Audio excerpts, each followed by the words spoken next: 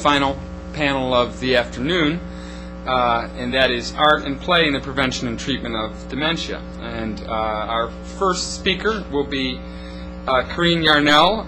She's an assistant professor of recreation, park, and tourism management at Penn State.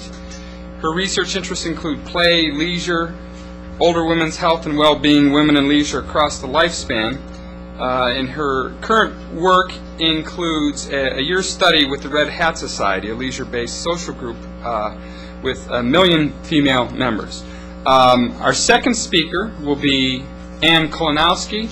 She is professor of nursing at Penn State's School of Nursing. In the past 2 decades, she has conducted research on factors associating behavioral symptoms exhibited by persons with dementia. Her work is supported by grants from the National Institute of Health, and the Alzheimer Association, and the Neuroscience Nursing Foundation. And she's currently principal investigator of a 4-year NIH-funded project, Prescription for Enhancing Research Resident Quality of Life. Dr. Kolanowski has received the John A. Hartford Geriatric Nursing Research Award, and she's a fellow of the American Academy of Nursing and the Gerontological Society of America. And our third speaker will be Dr. Ann Basting.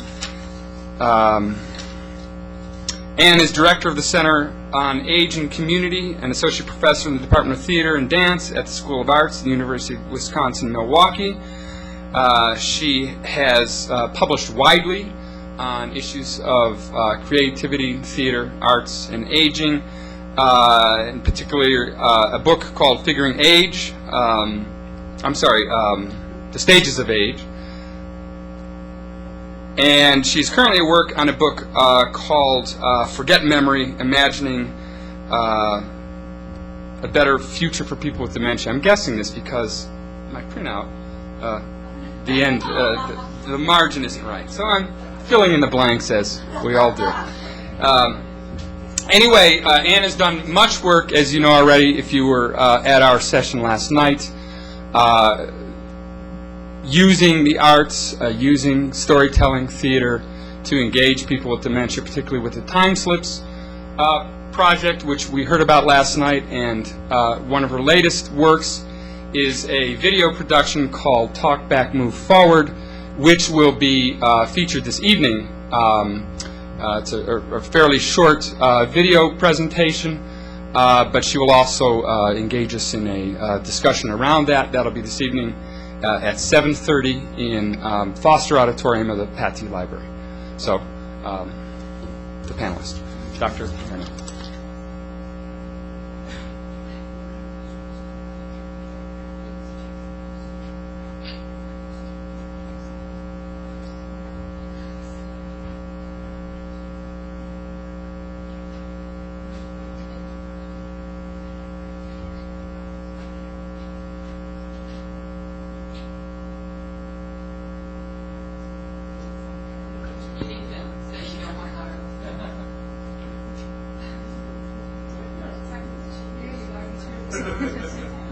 So it's okay.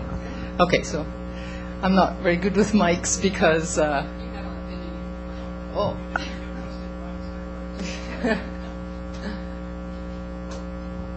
Okay. My name's Corinne Yarnell, and I'd like to thank everybody. I'd like to thank the conference organizers for giving me this opportunity, and I'd also like to thank you all for taking this wonderful afternoon and sitting inside listening to me rather than being outside in the sunshine. It's often helpful, I think, to contextualize people. So just a little bit of background on myself. I come from Scotland, and I've lived in the United States and Canada for about 30 years. I have only recently come back to academia. I took 22 years out, raised my family, and decided that 4 or 5 years ago, maybe 6 years ago now, that I wanted to come back to school and do my PhD. So I'm a fairly new assistant professor. And so when it was said to me that I would have the opportunity to present today on my my work about play and the Red Hat Society, I kind of went, oh, well, I don't actually have any connection to Alzheimer's disease. And they said, well, that's good, because you can think outside the box. So that's exactly what I've been doing, because my long-term goal is actually to try to connect my work to Alzheimer's disease, but I'm not quite at that point yet. So if you just bear with me, this is quite speculative. I put a lot of time reading and thinking about this, so it was a wonderful opportunity for me. So some of what I'm saying is pretty speculative. So I just thought maybe we'd start by looking at a very nice slide about the concept of play. And of course we know that all mammals play. How do we know that these mammals, this is going to be interactive, so you can't be falling asleep here now. How do we know that these mammals are playing? Tell me. How do you know? Skateboards. They look happy. They're smiling. They're relating to each other. This is all great stuff. We know, just like you said, because dogs tell you when they're playing. If you have a dog, it tells you when it wants to play. It sticks its butt up in the air and waggles its butt. And they'll tell you. People will tell you when they're happy, when they've had a great time here. I mean, look at these kids. Play is one of the most powerful things, and yet we really don't give it very much attention, relatively speaking. Look at this. Look at the experimentation that's going on here. Now, how often do you see this kind of setting? And then this one here, just the sort of touching and the love and the exploration that's going on here, and just the sheer exuberance and joy that goes along with the idea of being playful. So I think play, I'm fascinated by the concept of play, and I think play is very, very powerful. That was my initial interest, and there's some certain things that go along with play, and this was a very influential gentleman in our field, and he's called Huizinga. And he got these characteristics, and I think essentially he's got a lot of them right. He says that, well, play promotes the whole idea of social groups, and like the slide showed you, it's voluntary. You can't play unless you want to play. I can't stand here and say, okay, you all must play now, because that's just not going to happen. You have to do it on a voluntary basis. But in order to really engage in play, there's lots of rules associated with it. So think back to when you were a child and you played games, or even now when you play bridge, or you go to a football game. There's lots of rules associated with it so that you can actually get engaged in what's going on. Play can only happen if you feel safe and secure. If you're underfed, malnourished, you're not going to be able to play. It's a situation where you have to have a feeling of contentment in order to be able to play. Associated with play, there's this whole idea that when you play, you're actually removed from daily life. So if you go to the movie theater, for example, and you really enjoy what you do, what you see there, if you've got a headache going in, often when you see the movie, you completely forget about the fact that you've got a headache, and you come out of the movie and go, oh, I've got such a headache. But you were so engaged in that particular form of play that you forget, so it removes you from everyday life. It's very spontaneous, like the slides showed, and one of the neat things about play is it makes you willing to explore things. It makes you very open to ideas. In many ways, this is a very playful conference because we're exploring interdisciplinary thinking. It makes us open to new ideas, and we get spontaneity. So in some ways, it's very playful here. And also, play is very fun. When I met Dr. Kalinowski earlier today and we were talking about the conference, she remarked on the fact that it was a very open and very fun conference because people were exploring ideas. So that's some of the characteristics that we associate with play. The other thing that I really think about in relation to play, and I feel is complementary, is the whole idea of positive emotions. And I've been really interested in the work by Barbara Fredrickson, and she's got this very nice theory called the broaden and build theory. And what the broaden and build theory says is when you think positively about things, it broadens what she calls your thought-action repertoire. So if you're frightened about something, your reaction is physiological and you will run, or you will try to escape. But when you have positive emotions, you're much more open to things, and it allows for creative thinking. It also, the neat thing about the build aspect of her theory is that she talks about the idea that positive emotions are cumulative. So if you have negative emotions, we often talk about the idea that there's a downward spiral with negative emotions. She sees positive emotions as conceptually quite distinct to negative emotions, and so with negative emotions, if you have enough, you have an upward spiral. And through that upward spiral, you get resilience, you're able to cope with life better, and you can draw on that resilience, that ability to cope in different situations in your life and at later on other points in your life. So she sees that that's what the broaden and build theory is all about. So when I was thinking about my ideas about play, I really feel very strongly that play is such a positive thing for the most part, that the concepts of play and the concept of positive emotions are very, very interrelated, and there are conceptual overlaps between the two. A lot of conceptual overlaps. So what do we know about play in relation to older women? Well, not a whole heck of a lot, because we make this assumption that play is for children, and older people just aren't supposed to play, or else we call it something else. But on the whole, older people tend not to be quite as playful as children.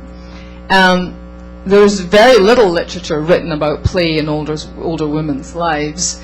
And also, in general, the whole idea of positive mental processes, as the positive psychology movement has attested to, is relatively undeveloped relative to negative mental processes. So, about 2.5 years ago, I got involved with this group. Does anybody know anything about the Red Hat Society? No. Yes. Do you have members? You do? Very good. I'm glad to hear that. Well, do you have family members that are associated with it?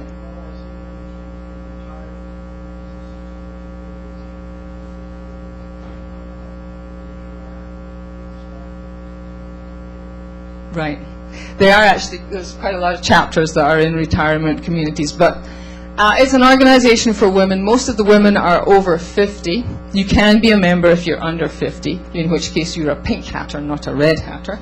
But it was founded in 1998 based on this poem by Jenny Joseph, and it's quite a rebellious poem in many ways, because it says, when I'm an old woman I shall wear purple with a red hat, pick flowers from other people's gardens and learn to spit, and a whole bunch of other things that are fairly rebellious. But it must have something, because you don't have a society that has over 1 million members and it doesn't have something to offer these members.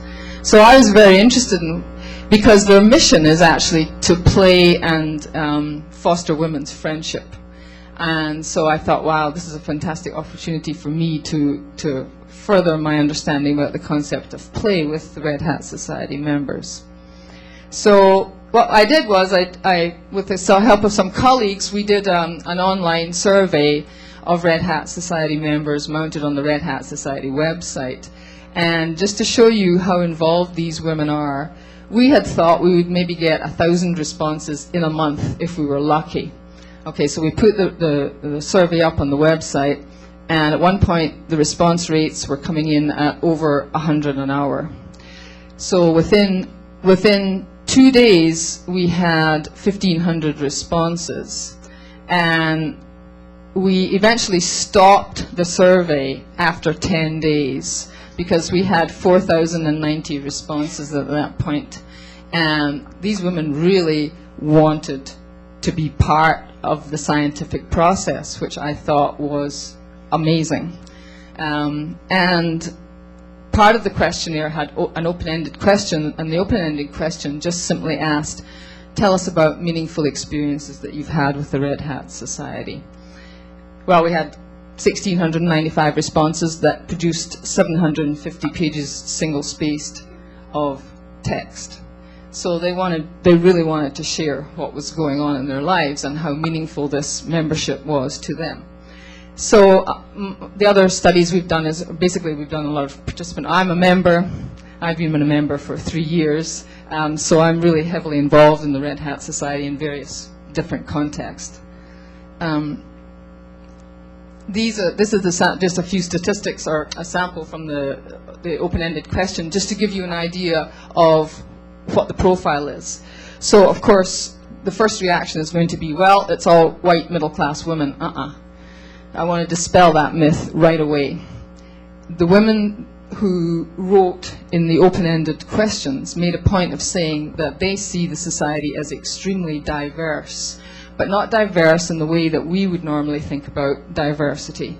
Diverse in the sense of old, young, rich, poor, married, unmarried, abused.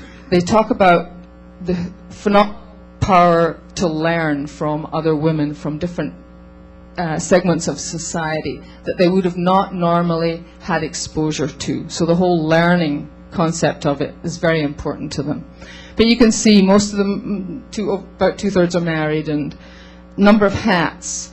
Many women own well over 20 hats. They're very vested in the whole idea. So our findings, what we found based on this open-ended data was that there's a lot of positive emotions, a huge amount. We have a very detailed code book, and this is just some of the code book. Friendship, coping, well-being, and then I'm just going to show you some slides just to kind of illustrate the points. These are some of the quotes. The idea of positive emotions. Women, of the responses that we got, about 4% or less had anything negative to say about the society. They all expressed positive things.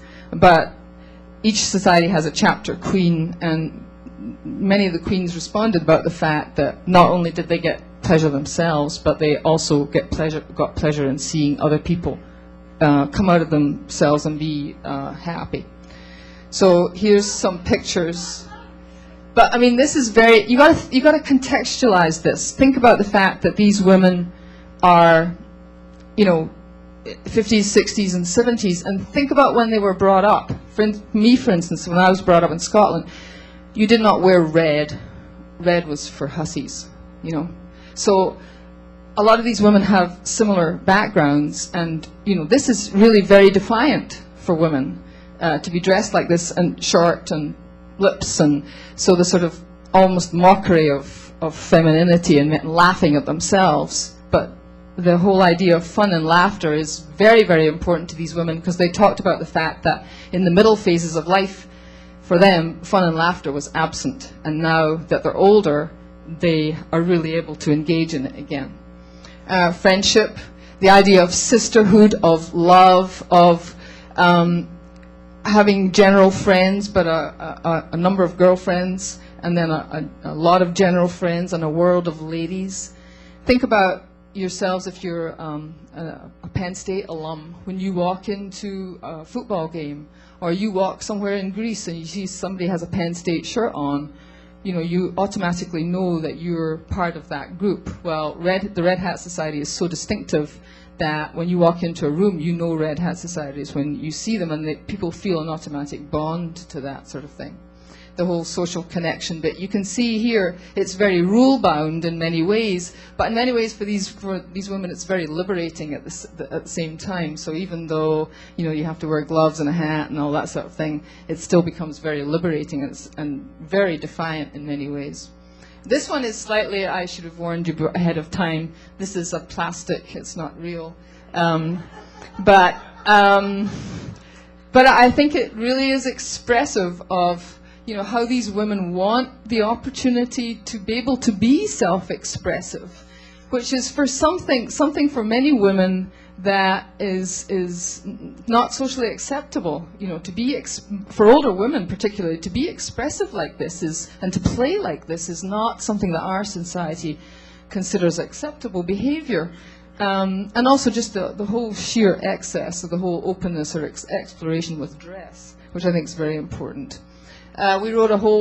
We just submitted a paper on the whole coping and the end of the Red Hat Society and how it helps these women to cope with life in a myriad of different ways, from day-to-day hassles to losing a loved one, to dealing with breast cancer, to abuse, to, just a myriad of ways. So it has remarkable diversity in that sense. stress relief. This is 400 women dancing. The organizer or the originator of the society, Sue Ellen Cooper, when we went to this, she said there was an empty dance floor, and she said, "Okay, ladies, it's time to dance." So within 2 minutes, that dance floor was filled with women dancing like this. It's interesting. One of the interesting things about this is that if you look, the colors are all very much the same. Many women talked about the fact that the society has visibility as a group, but they themselves can be very expressive, although they're very shy. Many women are very shy, and they said that they can be very expressive because they're invisible when they wear red and purple. It makes them invisible in the group. This one here, this is a pink hatter. Pink hatters really kind of stand out there. So just the whole self-expression, lack of constraint. You know, how many women, 50, 60, DC dancing on the tables? Not very often. That doesn't happen. Well-being, just the whole idea of feeling better. This one here, I think, really resonated with me with some of the things that we were talking about earlier. I began to feel I was nothing. Joining this group gave me back my sense of humor and my sense of dignity. I feel special when I don my red hat and accept it. An amazing array of really powerful statements from these women. So what's that got to do, I'm going to go on with here, to Alzheimer's disease. What's that got to do with Alzheimer's disease? Well, I was trying to think more broadly about the concept of play. And so I came to Alzheimer's disease kind of the back road. I started thinking about play, and I wanted to, because I'm so interested in the concept, I wanted to read more about it. So I started looking at the environmental enrichment literature, and which I think, if you take a mouse and you put it in a cage, it doesn't do very well. But if you take the same mouse and you put swings and stuff for it to go round and round on, it does real well. And if you put more mice in there, it does even better. So I decided that fundamentally that was a form of play. And the neat thing is that they've discovered that mice can get new neurons. And we know that leisure is linked to Alzheimer's disease in the sense that it offsets it or delays it. And we've just discovered that if you exercise, if people actually engage in exercise, it develops new neurons as well.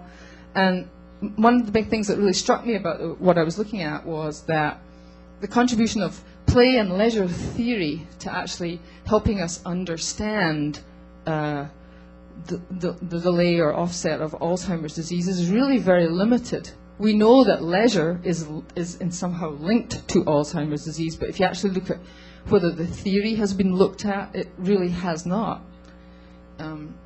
So I was also interested in my broad thinking about neuroimaging and the idea that the brain continually keeps developing.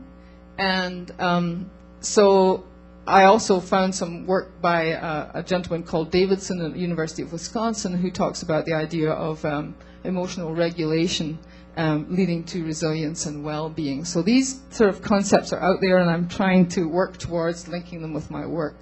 So this is where I'm becoming speculative, of course. I think the Red Hat Society, with its 1 million members who all want to get involved in this, not all, but a lot want to get involved in the scientific process, is a great opportunity for us to look at some of the concepts that we've been talking about today. So my future directions, right now I have a grant in with the National Science Foundation to look at play and successful aging. I'm contrasting this group with another group called OWLS, which is the Older Women's League.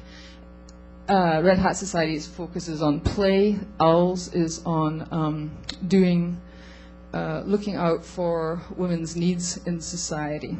And so it has a completely different focus, but it's a voluntary group, and so I'm trying to contrast what women get out of those two different contexts. I'm also interested in working with Barbara Fredrickson. She's agreed to work with me on this whole playfulness, positive emotions, and successful aging. And then I really would love to get in further down the line, into the whole idea of playfulness and cognitive reserve and Alzheimer's disease in older women. So I have this long-term plan, and I'm just going to do all my work based on the Red Hat Society, because these women have been so phenomenal and so willing and so wanting to contribute that I just really believe in them as a group, and I really believe in this concept of play and positive emotions. So thank you.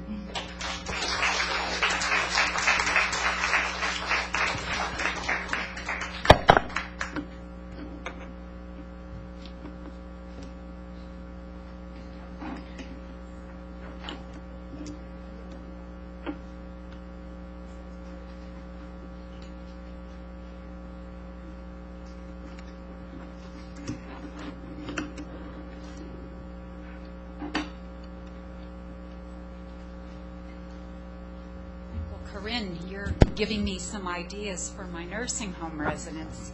I'm going to start a Red Hat Society for sure.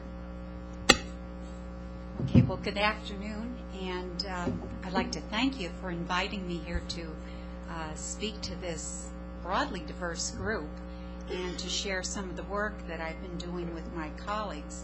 I'd like to begin by acknowledging them. Dr. Mark Lideker from the University of Alabama and Dr. Lynn Bittner from the University of North Carolina. We've been working together for over a decade, putting together some of the information I'm going to share with you this afternoon. I'd also like to acknowledge that our work has been supported over the years by the National Institute of Nursing Research. In this presentation, I'm going to focus on a method that we've developed for identifying recreational interests that we think will capture the engagement and interest of nursing home residents. My presentation, I think, fits very well with the theme of this conference because we tried to find the person. We tried to find out what is, to individualize care so that we can capture interest and make an impact on quality of life. My presentation is short, it gets to the point. I have made available a number of copies on a paper that colleagues of mine from the School of Nursing and I have published on person-centered care. And that kind of expands on the philosophical basis of our research, and it's going to show you in a little more depth how we use the model that I'm going to describe today. Okay, some of the most devastating problems that caregivers face when caring for a person with dementia are the behavioral and psychological symptoms of dementia that most individuals with this devastating disease are going to exhibit at some point. And by behavioral and psychological symptoms, I'm referring to the non-cognitive symptoms, not memory, but non-cognitive symptoms such as physical aggression, agitation, wandering, disruptive vocalizations. These behaviors we know are associated with very poor health outcomes, social isolation, caregiver burden, and they contribute significantly to the cost of long-term care. Whoops, I can't go back.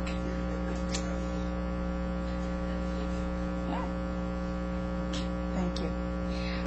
Unfortunately, we have very few effective interventions for these behaviors. Antipsychotics, drugs have been the mainstay of treatment, but recent evidence, and not even recent evidence, has shown that their use is neither efficacious nor without serious risk in older people who have dementia. The recently published work by Snyder and colleagues, I think, is very informative here. Okay, recreational activities do hold promise as management strategies for these behaviors. However, when we look at these studies in total, we find that they generally demonstrate very modest effects. Some of this has to do with the lack of rigor in the methodology. These studies don't enjoy the funding that drug studies have, but yes, surprise. But in addition to that, it's also true that not all activities are universally appealing to all people.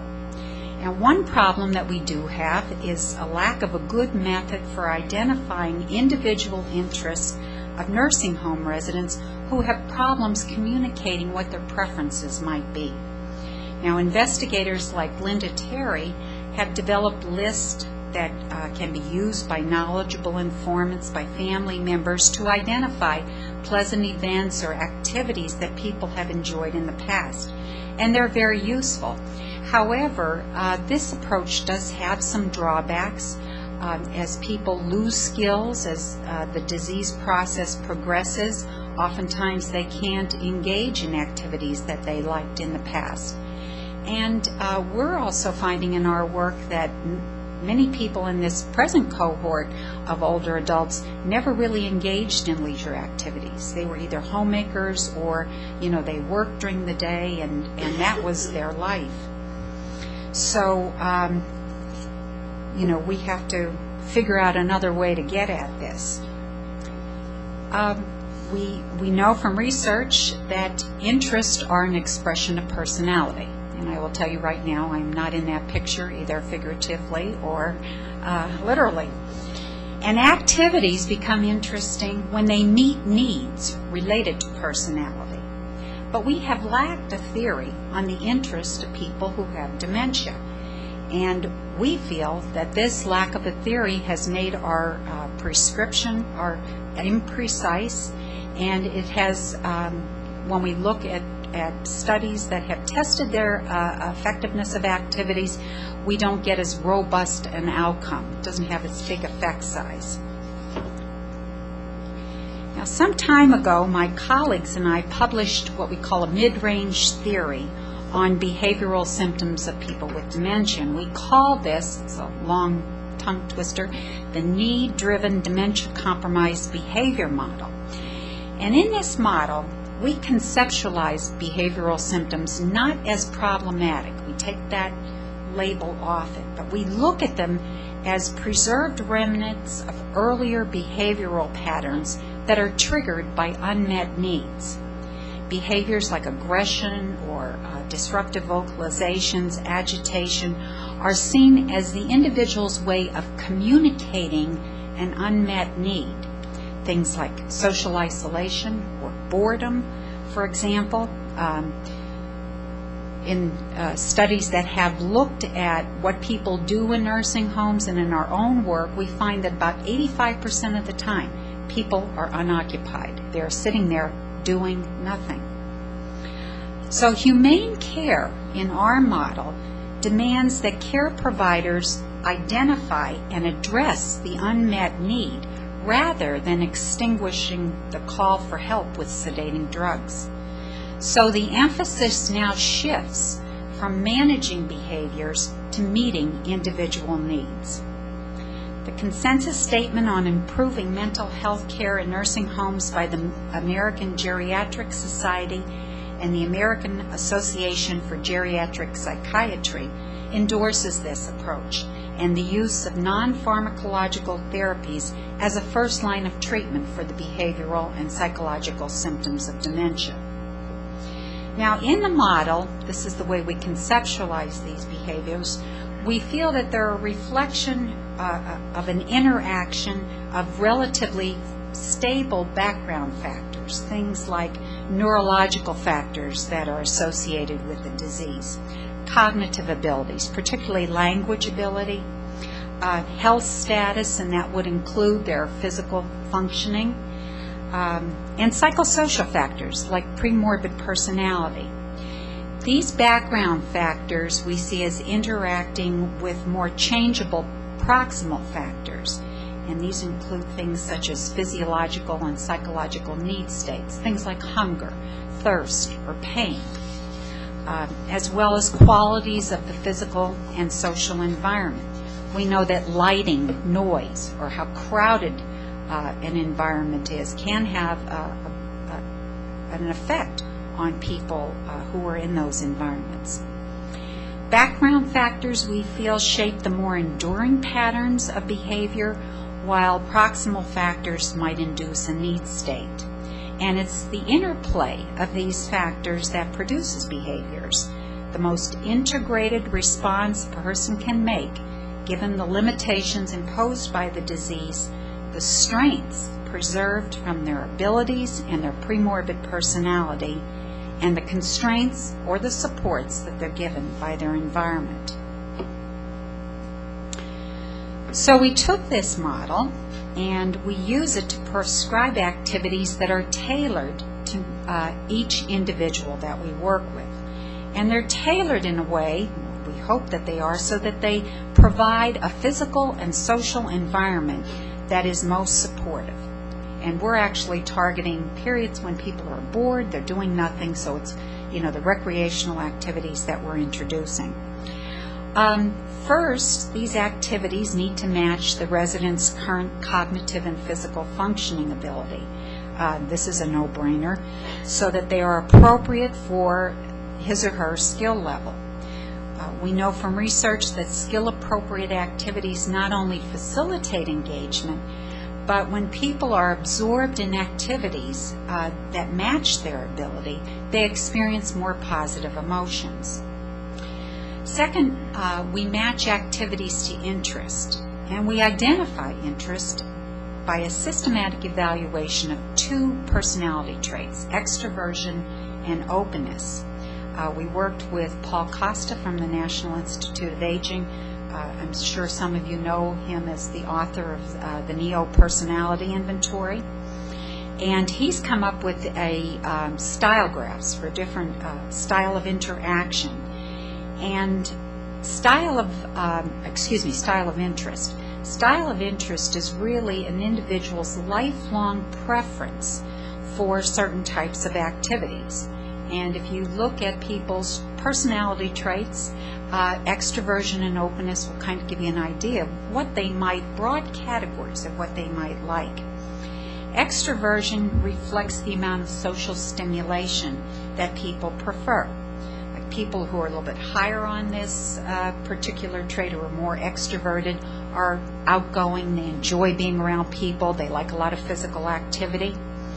While individuals that may be more introverted prefer more solitary activities. Openness evaluates the individual's tolerance for the unfamiliar. And again, people that are a little bit higher on this trait like to explore their environment. They're very curious. While individuals that are lower on the trait tend to like the more conventional types of activities.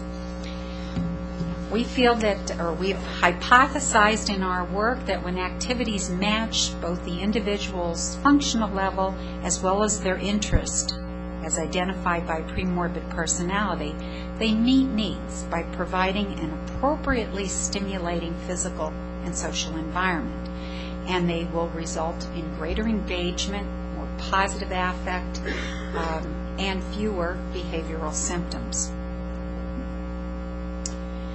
Now, the literature does tell us that personality traits, while they remain relatively stable in adulthood, findings generally indicate that people, when they become afflicted with dementia, they experience they become less extroverted and less open.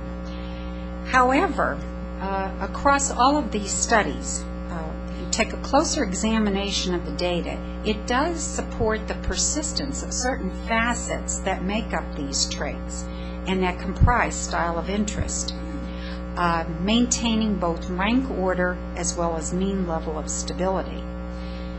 The evidence seems to tell us that personality does not totally disintegrate in dementia, particularly in mild to moderate stages. Persons with dementia continue to respond to the environment in very individual ways, and I think clinically we all see that. This is a person there, an individual person. So we capitalize on these individual differences by prescribing activities that match these long-standing styles of interest in their current skill level. And we do this by interviewing knowledgeable informants. It's usually a spouse or an adult child, someone who has been very close to the individual and knows them intimately. And we ask them to rate their past personality. And then we take that information and try to come up with a certain type of activity that we think this individual would enjoy. Here are some examples, and I know this is a bad slide, and I have some pictures later on, but just to give you an example, if we found that they tended to prefer more solitary activities over their, in their earlier life, but they expressed feelings a lot. One activity we might prescribe is what we call the feeling cube. And this is just a cube, and on each face of it we have a feeling written on it, sad, happy, whatever. Roll the cube and then ask the individual, what makes you happy? What makes you sad? I'm getting the 5-minute sign here. Here's another, this is our look inside purse. This is a good activity for someone who's very curious. A lot of our elderly women really enjoy this. We fill this purse with a bunch of different types of trinkets, and they can sit there and go through this purse. It keeps them occupied and, for a longer period of time. Other variations on this theme are the look inside tackle box or a scavenger hunt. This is our hang the laundry. We often find that this is therapeutic for women or even men who have engaged in a lot of housework in the past. And like that, folding clothes, hanging clothes, a repetitious type of thing. It's also good for upper body range of motion. This is our wanderer's cart. This is great for people who like to get out there, are constantly moving. The neat thing about this is wanderers are at risk for losing body weight, and so you can put a tray on top of this cart and put finger food so that they can eat when they're on the run. And for the excitement seekers, this is our wheelchair bike. People in nursing homes often don't get outside. I think somebody mentioned that today. And this is a great activity. It's a bike that's made by Frank Mobility. It's a company, that's who distributes it. I think it's actually made in Germany. And people line up for this. This is exciting. They haven't been on a bike since they were a kid. So in our ongoing work, we're finding that these individualized activities are more effective in capturing interest, engaging residents. We keep them engaged in the activity longer.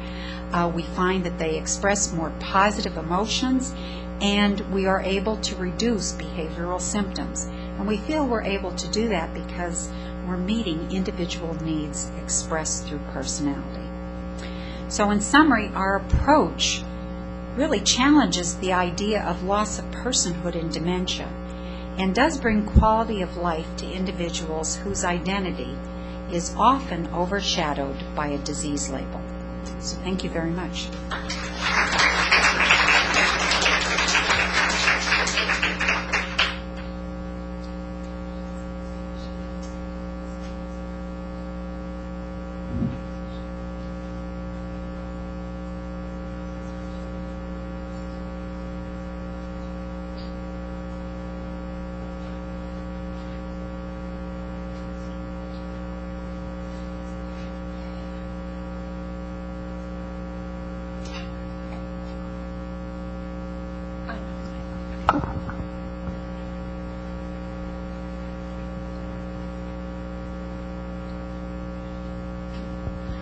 First of all, I want to apologize for talking so much over the course of 2 days.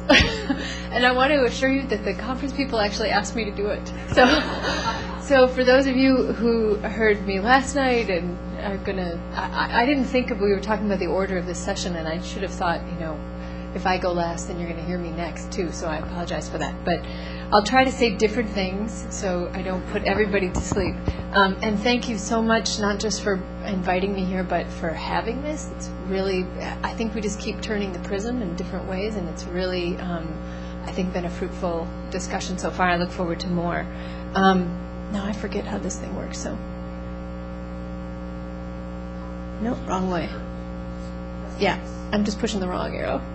Okay, so, let me go backwards and just say, I have to say this in a certain way. Old people wrote this story. That's a quote. Why creative engagement is crucial for people with dementia, or the title actually in your thing is Why It Works. So I wanted to start out just by defining terms. And creativity is one of those very difficult terms to define, sort of like play we were talking earlier. And I really feel like the prism is really turning because we're all talking about really similar things with different theoretical lenses here. Creativity, for me, what does it mean to be creative? I think we've come to a place where creativity means a certain thing, And I look at it in a much more broad way, in that creativity, from a definition from Rollo May and Jean Cohen, which is adding something new to the world that has meaning. A very general way of putting something new out there, which actually, if you do it at any moment in life, it's new, because it's different than what you did the last time. So it's a very general definition. We tend to think of it in terms of sanctioned arts, but I look at it much more broadly. Wrong way again. A study that was done at the University of Wisconsin-Milwaukee, where I work, can people see through me here? Am I in the way? Okay. Is trying to figure out what those different things might be. And this is just sort of how they divided it. Creative activities as being sculpture, and they also put the failure-free and failure component in there as well. So flower arranging, pencil art, lotion making, jewelry making, you get the idea. The ones down below on non-creative were things that have specific answers or specific ways of doing things, measured steps from recipes, or specific objectives like the ring toss. Now, creativity is a frame. I think that you can make, I personally could do any one of these things very creatively, but usually when they're used, they don't have that expectation. So I think ring toss could be exceedingly creative. Depends on where you want to toss the ring. Doesn't have to go onto the stick, does it now? But I think that usually these, when they categorize them in this way, this was in a particular adult day center, this was how these activities were being used and framed. Okay? So creativity is adding something new to the world that has value. And I also want to talk about a little bit about story and the concept of story, because I think story and narrative is at the root of all of what we're talking about today. There's the meta-narrative of the disease, there's the inside of the quote-unquote the activities, and the arts have their own narrative inside of them. And when I'm talking about story, this back to absurdist theater, I talk about story in a way that is addressed in Eugenia Ionesco's The Chairs, which I think is actually a really wonderful thing. And I kept thinking as Eleanor was talking during her dialogue, it's a play about old man and old woman who come together for the occasion of bringing in a lecturer who is going to sort of give them the meaning of life. And they've invited all these people, and they bring in all these chairs as the people come in. But of course, no people are actually coming in. It's absurdist theater, right? So they're just putting out, the room is just filled with chairs. And they're talking about their lives, and they've been married for 75 years, and it's this long thing. The lecturer finally comes at the end, and he speaks nonsense. So it's a little bit of one thing after the other with no meaning. Where are you going to find the meaning in this? There's a moment in the middle where she implores him, tell the story again. And he says, oh my God, that story, I'm paraphrasing, that story, day after day after day, you asked me to tell the same story over and all of these 70 years of our marriage. You've asked me to tell this story over and over and over again. I cannot believe that you want me to tell it again. It's so boring. And she says, but every night I hear it, I take a purge, I do it for you. Your story is my story too. And so one of the things I think we've sort of throughout the day become fixated on is the concept of the self as an individual. And I think what this tells us is that the story of self is actually a communal story, that it's inextricably linked to the people who are around you. So that's how I see story. I also see it in two ways, which is also something we've been talking about a little bit here, and I'll keep trying to move out of the way, which is that there's internal story. So you might get a story out of this image, right? But this also has a story. And for me, it may be more difficult for people to come up with a narrative about this story, about this image.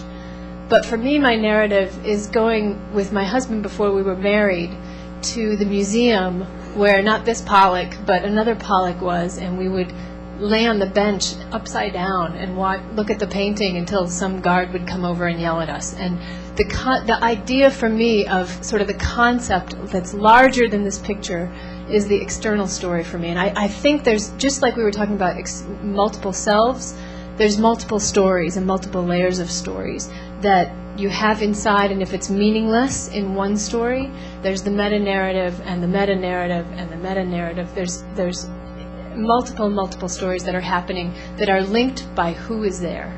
So one person may have meaninglessness. They're linked to another person who finds meaning in the same moment.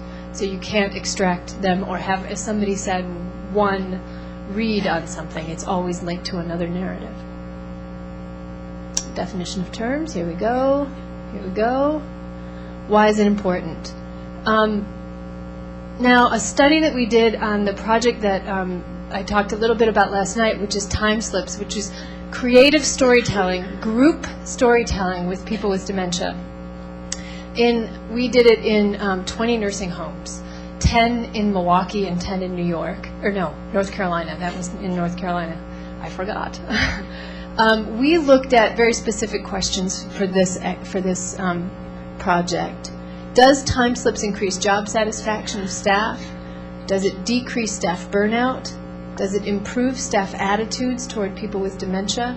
Does it increase the quantity and the quality of interaction between staff and residents with dementia?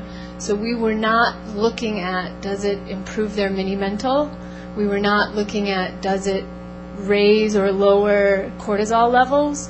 We had really specific communal goals in mind of increasing the quality and the quantity of interaction. Now, we also had this problem, which I think Anne pointed out. There you are, I can make a visual. That when we went out to test this, we did it with survey and observation. We went out to test it to our protocol for this, and we were going to look at in the control or in the test facilities where we had people doing the time slips method. We weren't even observing the time slip sessions. We were observing what was called the spillover of that activity. So just a normal day, we were going to look at a meal time, transition time that was sort of unstructured, and then another activity to see if people who were trained to do this intensive listening and echoing exercise could actually, if it affected how they did their job. And when we went out to test the first one, the little windows of observation were 10 minutes long, and we had to redo it because absolutely no interaction happened. We couldn't actually code the types of interactions because nothing happened. People were just sitting there for, as you said, 80% of the time, which was shocking in and of itself. So we had to redo our protocol a little bit. This tells you a little bit about what I just said. 20 homes, 10 in each city, and then 5 in which we embedded the method and 5 in which were control. What happened was that we found that there were differences in engagement style, that there were more positive interactions between staff and residents in the time slips facilities. There were differences in staff views and the way that the number of interactions with residents, and we've also found the importance of touch in that study as well. There was a second study that was done sort of wanting to understand more about failure-free versus non-failure-free and creative versus non-creative activities. And this was also done in Milwaukee with a sculpture activity in particular that they looked at. This is the same slide I did before. I just thought I'd give you the overview there. They did a similar observation of the kinds of the activity and the kinds of interactions and the quality of interactions. Creative activities were more enjoyable. They were more engaging. But the interesting thing was that the most impact was on staff. They enjoyed the creative ones more. The group versus individual, the group ones were had the most impact for people with dementia, rather than individual one-on-one, which I thought was really fascinating. So when you're looking, to me, it's always relational. You have to look at activities in relationship between staff and residents and what's happening to that engagement between them. So one of the things that's behind the work that I'm doing is looking at person-centered care, as Anne was saying, and that the creative engagement models that I'll talk a little bit more in specific about in just a second, I just get all these things up there at the same time, that they honor the voices of the people with dementia, To me, activities are the best if they emerge organically from the skills of, like, there's a custodial person who plays guitar and brings it in one day, and who's enjoying listening to it, and that it emerges out of the relationships that are already built in the place.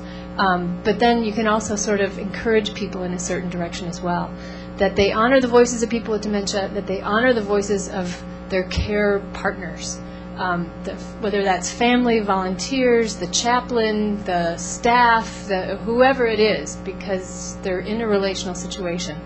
That it's built on interdisciplinary teams, so that you're trying to break down the hierarchies and silos that get set up in facilities, so that a team that does a time slip session is the social worker, a family volunteer, the nutrition staff, which is another way of saying somebody who serves the food, the housekeeping, that you're breaking up whose specialty it is, and that they're all working together. And then it builds also on the work of Jean Cohen, self-esteem, mastery, and something called normalcy, which is a sense that I'm just me. I'm not that patient or person with dementia. I am just being me. And it's reducing stigma by sharing the products, which is something a little veering off from the activity approach toward the arts approach, where you create something out of the activity that is recognizable by people on the outside as something that has worth and value, so that you start making something out of doing, and using it as a bridge to create further relationship, not just with their immediate care partners, but back with their community as well. So who is doing it? Like my fancy little, it's not the wiggling butt, which I like so much, but it's close. So there's a really interesting play project happening. They're doing a second production, I know that, called To Whom I May Concern, which is a play, sort of like, people remember this play that tours all the time called Love Letters, where it's really, anybody can walk in and do it because the actors are just reading letters to each other. It's posed as letters written from people with dementia to family, loved ones, the public in general, and they're read by people with dementia. And it's publicly performed, and they're taken from interviews with people with dementia. And it was first brought out with Arts for Alzheimer's, and Lauren Volkmer and Maureen Matthews are both restaging it. MoMA, as I said, I hinted last night, I see this a lot as really an accessibility issue, and MoMA is one of the places that's taking this very seriously. On the day that MoMA is closed, they open it for groups of people with dementia, and they have special docents. Now, they're not perfect yet because the people with, a lot of times they're early stage, and they're complaining that all the docent is doing is asking them how they feel about the art, and they actually want to learn about the artist. They're like, I don't know anything about this artist, I came here to learn. And so there's still sort of this sense that capacity isn't there, but it is. So I'm so deeply impressed, though, that they're opening the museum on a closed day to have a special accessibility to people with dementia. Now, scrapbooking is this huge thing, and it falls a little bit in the area of reminiscence, but I think the act of pulling things together and making a collage of your life is a little different than sort of asking someone to put into a narrative who they were in relationship to the past and creating a cohesive story in that way. So scrapbooking is this huge national phenomenon, and if you haven't understood that, just go to your Target. There's actually an aisle for scrapbooking in every Target practically in the country now, which should tip you off to that it's huge. And it's not that it's created for people with dementia at all. It's just an open accessibility thing. It's just open to anyone. In the world of dance, what's happening there is that there's, I have, I think, 3 different slides of different groups. Next Stage Dance Theater in Seattle is trying to use dance to, their original idea was to have the caregivers and the people with dementia come together and to do movement as a way to communicate with each other. They said that didn't work because the caregivers just dropped them off, and so they couldn't quite, whether or not the expectations weren't clear or what, we weren't quite sure. But they're trying to do another round of it to figure out how to do that. Kairos Dance Theater in Minneapolis is doing what's called the Dancing Heart, which is chair dancing, which is also based on narrative fragments, at least, of people's lives. DanceWorks in Milwaukee does a very, very similar thing, and it's really fascinating that they both came up with it separately without, people are starting to do this around the country, but they don't really know about each other yet. In Milwaukee, this is one of the best programs I know of called Art Care, which every year puts out a call for proposals and says, we'd like an artist to come and teach us what you know, and we'll teach you how to work with people with dementia.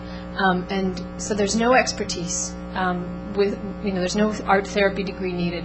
They come in and the staff teaches them, and they teach the staff, and then they leave the program there. So this is a sculpture project that they did that was measured in the in that study I told you about. And the other is they've done clowning, drumming, fabric art. They've done everything. They've been doing it for, I think, 7 years now. So it's pretty amazing. My own work with time slips, you're probably bored of hearing, but I just, this is like a typical picture that we just used in the last round with some of my students who are going out and doing it as a service learning. And this is where the quote comes from. In one group at the Catholic home, there's a woman who, we told this long story about Willie, the fisher boy, who's fishing for big herring or whitefish or possibly carp. He's fishing in the breakwaters of Lake Michigan. We hear the sounds of rushing water, whoosh, like a faucet, she said. And then at the very end of the story went on for about a half an hour, so I only give you a little piece of it, but she stops and she says, you should publish this story. You should send it to Reader's Digest. You should tell them the old people wrote this story and they got something to say. And, when you get a moment like that, you think, something's working, and something's coming across, that there's a fierce pride and a recognition of their own untapped potential, and that people aren't seeing what they can do. They're telling you. Open to all in storytelling, Bubby's Back Porch, lots of things on the internet for digital storytelling, which I know Peter's been involved with. And then I would like to leave you in my 1 minute that I have left with a 3-minute audio. Which is that I've been working with StoryCorps talking about accessibility. Do people know about the StoryCorps project nationally? It's on NPR on Friday mornings. It's basically an oral history project for everyday Americans. And I talk about it as being the ability to share oneself through story with whoever you bring to the booth, and then also weave your own story into the fabric of American history by the relationship they have with the Library of Congress and with NPR. So it works on an interpersonal level to leave legacy with a broadcast quality CD of the interview with your family or friends, or throw it out, whatever you want to do, and then also to leave it with the Library of Congress. And only a very, very few of the 10,000 interviews get played on NPR. But the early it's actually called the Memory Loss Initiative now. It's changed since I did that slide. But we really just wanted people to know that people with memory loss can come and do this. We trained the facilitators to focus questions on, semantic rather than episodic, general feelings about one's childhood rather than specific names of towns or dates or schools or things like that. And it's really been a fairly simple shift for them to do it, and they really feel the impact. They've been doing very specific door-to-door outreach to people with memory loss, and it's really pretty astounding. I want to just play this interview for you because I think you can hear. The thing I like about this interview is that they don't do it right. They sort of hit the roadblock. They ask questions that you sort of go, oh, he's in sort of middle stages of dementia. You might not want to ask that question, but then they realize it and they just ask it another way. And they persevere, they get through, and they get to a pretty incredible place. So here it is.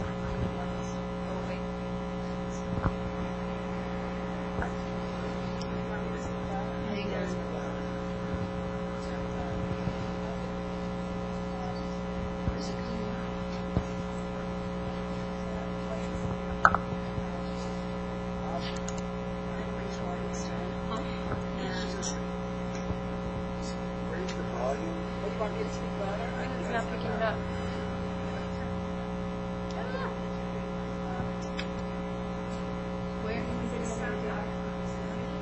It's just playing it. It's not. I'm Ken Morgenstern. Let me see if I can just turn it up. I think 81. Is that right? Yes. All right, Deb, I'm going to ask you a bunch of questions. And you'll answer them the best you can from your memory. So you came out here to New York, and then somehow you met Mom. I'm here in New York. I'm Bria Morgenstern. And Raise the volume. oh, you want me to speak louder? I can raise my louder. volume. Yeah. Okay, let me turn the dial. I'm going to be interviewing my father today, and I'll be interviewing him with my sister, Bonnie. Deb, why don't you say your name and how old you are? I'm Ken Morgenstern. I think 81. That's right. Is that right? Yes. Okay. All right, Deb, I'm going to ask you a bunch of questions, All right. and you'll answer them the best you can from your memory. So you came out here to New York, and then somehow you met Mom. I'm here in New York. Yeah, you did. Don't remember how or when. Yeah, Mom no, would not at all. remember. She would have remembered, yeah. My mom passed away about 4.5 years ago. Do you recall dating her? Yeah, I remember dating her. She was a sexy gal. Sure. So let's talk about your kids a little bit. We had 4 kids. Is that the right number? Yes, it is.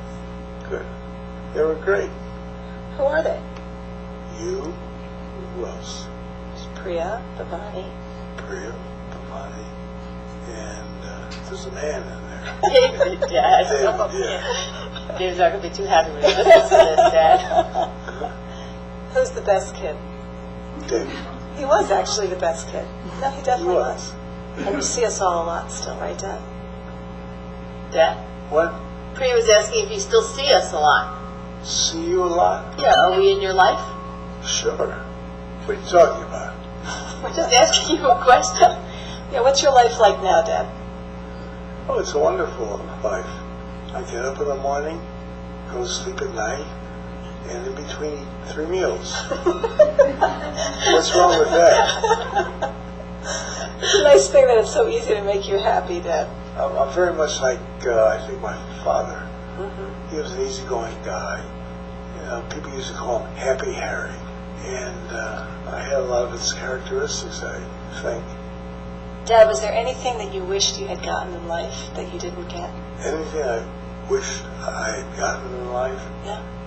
I'm sitting here thinking I have no regrets on anything. The important thing is I have a family that I love, and they're loving people. That's the biggest thing you can leave as a Legacy. legacy, yeah. I want to tell you, Dad, that I've always considered you my guru and teacher. Well, thank I you. would say the same. You've been a role model for all of your family. People are constantly saying to us how lucky you are to have all of us, and I turn to them and say, we are because of him. You've created such love around you, and we want to be with you. Thank you, honey. That's awfully nice to hear.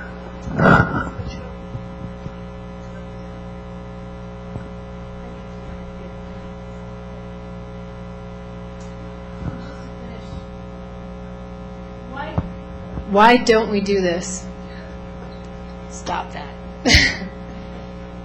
I think in general we have a remarkable capacity to deny the changes that will happen with aging, that can happen with aging, and that when they do come, we allow them to be a catastrophic loss, as we say, and that we get paralyzed in the face of it. And it's very, very difficult, as I was suggesting last night, that people try to move through that sense of loss to see what else is there. It's extremely difficult to do.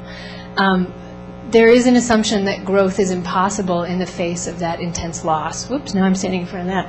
And that we just don't think that loss and growth can happen simultaneously. I think that's one of the big places to push through. I think also that we have a confusion between creativity and madness. And in the work that I've been doing with time slips for a long time, we always get the reaction from staff. If we start them doing this, they'll never stop. We want to really bring them back to who they were, and that's the impulse, is to repair rather than grow. And you have to coach people past it. You have to convince them that it's okay. There's also a sense that I'm not creative, it's not possible for me to do this, and this is, especially in the institutional settings, this is something that's extremely common, but you get people saying it, and I think over the last 100 years, particularly the last several decades, we've had a professionalization of the arts and creativity in a way that you need an MFA to be a poet, and it's really not true. We have a creative expression of who we are in our gestures, in how we dress, in the pitch of our voice, so that we really have to teach people that they can access that sense of creative expression of who they are at any point. And I made that point. That creative engagement, when you look at it as relational, can push back against the assumption of total loss. There you go. Thank you.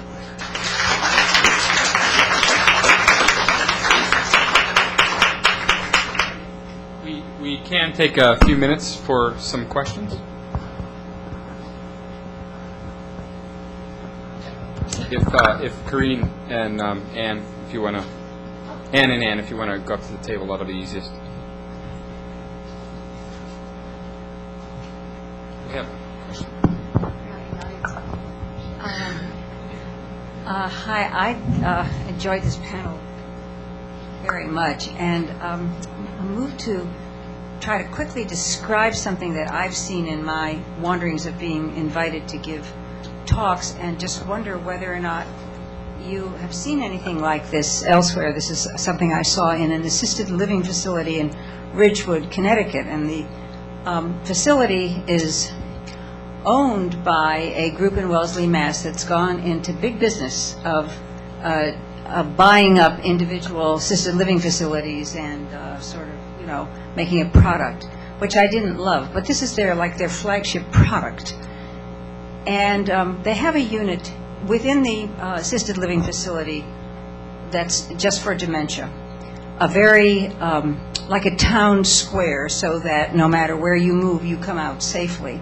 And I thought this was quite creative and theatrical. And I wonder if you do something like this, Anne, at your nursing home. Dotted along this very wide hallway where many could walk abreast were what they called life stations. And each of these stations was created both generically with certain things that older people might have liked to do in their situation, and specifically for particular residents there who might have been a woodworker or might have been a secretary or something in past life.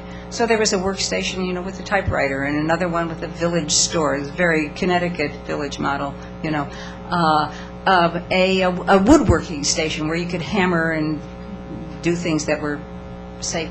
And again, just as you were saying, Anne, the staff then had to learn to kind of go with this and create quasi-theatrical situations where it was real that, we needed to fold this laundry, and then the fresh laundry would be back and we'd fold it again. I almost wept when I saw that, because I thought they would have had an office for Mother, and she would have loved it. And I'm wondering whether this is happening in many different places, or whether this idea of life stations, which the woman in the home told me that was her idea, whether it's happening in many other places in the country. I have seen it. It's not widespread. I think it depends on the creativity of the people who are working in the nursing home. One thing I've also noticed is that life stations are wonderful, but very often you'll need a facilitator, especially as people, progress from moderate to more severe stages of dementia. They become very passive. They like to be engaged, but they need like a midwife to help move them into this encounter and to help them become engaged. And that's one thing that we don't have in nursing homes or assisted living sites. I think if we had a recreational therapist in every nursing home, we could probably cut down on the amount of medications people are on. We would have much better health outcomes, fewer falls. Someone there to show staff how to help engage people. But I think you do need that personal contact, not just, a station. Right. Because at a certain point, people don't have the internal resources to actually get up and... Right, and this place had that. Yeah. I think, too, that the center I work at happens to have somebody who's sort of in the forefront of environmental design for people with dementia, and that the neighborhood models and the household models really are taking hold across the country. It's difficult to change existing buildings in that way that have the double-loaded corridor, but that in the new buildings that really is taking hold. And in that situation, you don't have to fake it. They actually do all their own laundry and prepare all their own meals in the household. That's what people are used to, living in a house, and they do that. You know, the things, the parts of daily living they actually participate in, so that you're losing the serve you model and sort of activating one's life there. And the memory boxes are getting to be very common now outside of people's rooms that have, it's a place sort of under glass where people can put remnants of things that they brought from home. That is actually getting fairly common. In Sweden, they do this all the time, nursing homes. Hi, my name is Candy Yingling. I'm the representative from the Alzheimer's Association. My background is I am a certified recreational therapist. Okay, I do have a couple of comments and a couple of questions. I'll try and limit them. And you were talking about doing the interests for the person and prescribing, if you will, a activity plan for that person. I know of some places that are working towards that, but do you see in the future where physicians might be utilizing activities as a referral system, like you would do OT, PT, all of that, and having that individualized activity plan written up? Right now, recreational therapy is reimbursable by Medicare, and I think a lot of physicians don't realize that. They don't, because we've been, through legislation, RTs have been Right. pushing that through, and we've finally got to that. But I know in a facility that I worked for 15 years in long-term care, and I did an aquatic program for persons with dementia, and we were not able to claim it because the doctor didn't prescribe it. Yeah, it has to be physician prescribed, and it's usually time limited. But that Right. gives the recreational therapist time not only to figure out what this person really likes and how to get them engaged in a therapeutic and playful way, but also to help the staff see what would be appropriate so there can be continuity there. Exactly.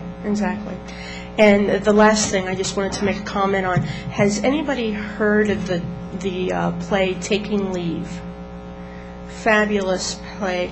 I didn't know if anybody had heard of that. It's about a gentleman who is a professor of Shakespearean literature, and he takes on the role of King Lear, and he's actually going through his life and losing his personhood. So he has his alter ego there and his ego, and I just was wondering if anybody's seen that. Okay.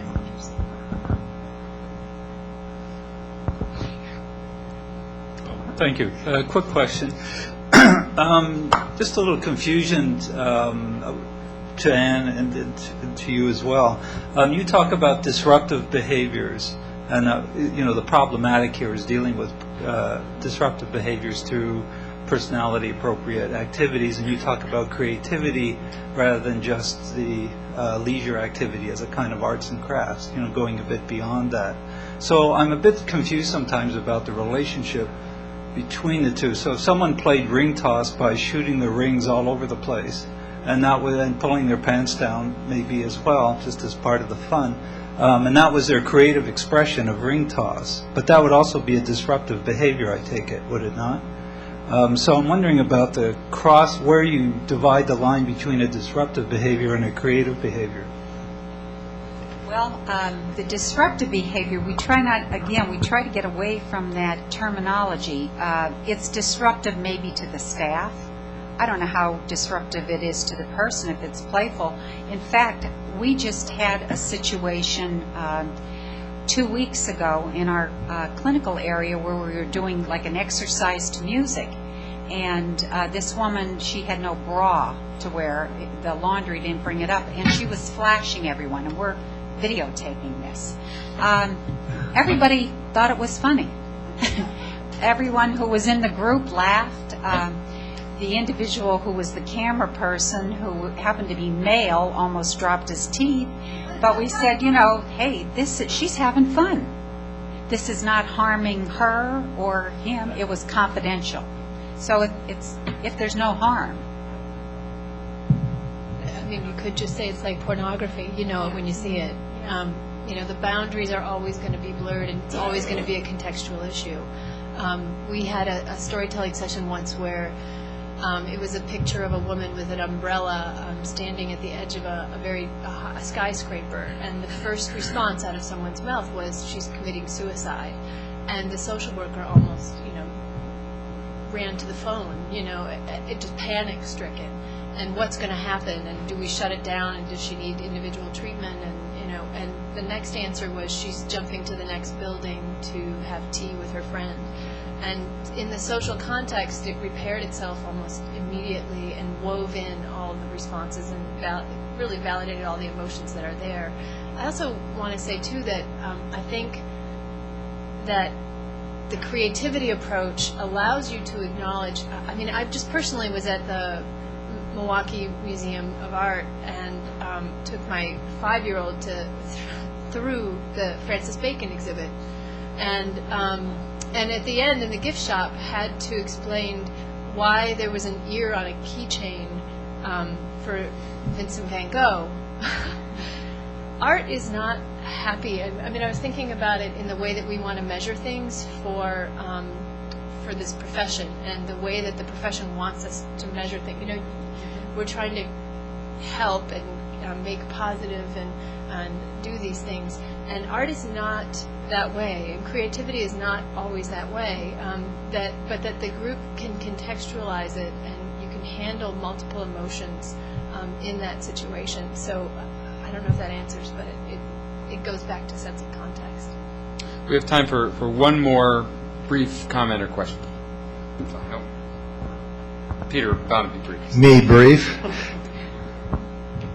I wanted to just maybe leave us with this thought, and that you've said a couple of times, about the opportunities for growth in this time of challenge in people's lives. And I remember Eleanor's mother, I think the last line, if I'm paraphrasing it, was, I think I'm going to stop, I'll have to stop dying, which I thought was a wonderful kind of paradoxical notion. You almost want to say, I'm going to have to stop living, dying, but it seems to me at this stage of life, the relationship to death and what we're doing in long-term care facilities around that. You talk about life stages.